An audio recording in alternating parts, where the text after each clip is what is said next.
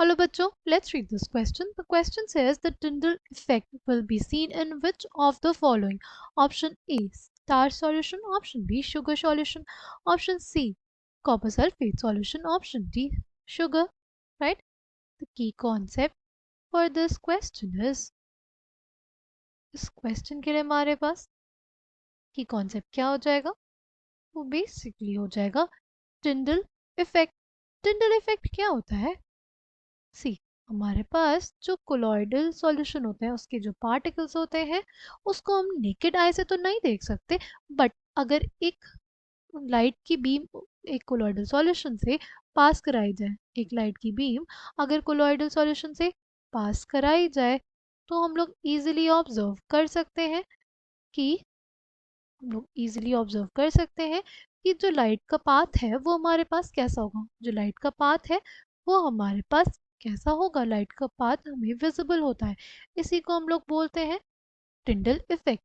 Tyndall effect is basically scattering of scattering of a beam of light scattering of a beam of light by colloidal particles. Scattering of beam of light by colloidal particles is known as Tyndall effect.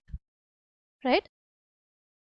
अगर बात करते हैं Tyndall effect की और कहाँ देखने को मिलता है, अगर हमारे पास कोई डार्क रूम हो, और एक फाइन बीम ऑफ लाइट एक छोटे से होल से एंटर कर रही हो, तो आप देख सकते हो कि किस तरीके से वो बीम ऑफ लाइट हमारे पास कमरे में आ रही होगी. वो जो पाथ होगा वो लाइट का वो हमारे पास विजिबल होगा. It is due to the presence of dust and smoke particles in the air.